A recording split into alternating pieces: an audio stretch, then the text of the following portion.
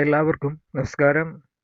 ഇന്ന് പറയാൻ പോകുന്നത് കർക്കിടകം രാശിയിൽ വരുന്ന നക്ഷത്രക്കാരായ പുണർദം, നാലാം പാദം, പൂയം, ആയില്യം ഈ നക്ഷത്രക്കാരുടെ രാശി അടിസ്ഥാനപ്പെടുത്തിയിട്ടുള്ള ഭാഗ്യ ദിനം, ഭാഗ്യ നമ്പർ, ഭാഗ്യദേവത, ഭാഗ്യനിറം, ഭാഗ്യരത്നം ഇവയെക്കുറിച്ചാണ് പറയപ്പെടുന്നത്. ഇവ നിങ്ങളുടെ ജീവിതത്തിൽ അടിസ്ഥാനപ്പെടുത്തി ചിട്ടയോടെ ജീവിക്കുകയാണെങ്കിൽ ജീവിതത്തിൽ വളരെയധികം മാറ്റം നിങ്ങൾക്ക് ഉണ്ടാവുക തന്നെ ചെയ്യും. അപ്പോൾ കർക്കിടക രാശിയിൽ വരുന്നവർ ഭാഗ്യദിനമെന്ന് പറഞ്ഞ് തിങ്കളാഴ്ചയാണ്. ഭാഗ്യ നമ്പർ 2 ഭാഗ്യദേവത പരാശക്തിയാണ്. ഭാഗ്യനിറം വെള്ള കളറാണ്. ഭാഗ്യരത്നം മുത്താണ്.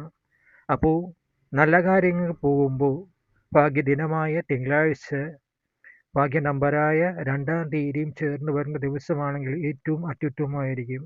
ഈ ദിവസങ്ങളിൽ തന്നെ തിരഞ്ഞെടുക്കുക.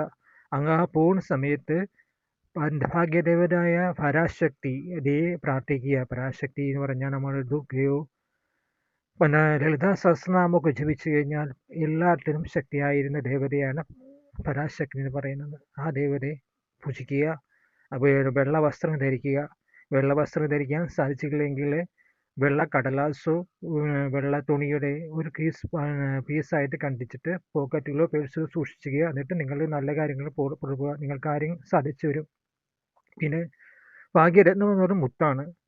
അത് മുത്ത് നിങ്ങളുടെ കൈ വിരലിൽ മോതിരത്തിൽ അണിയുക.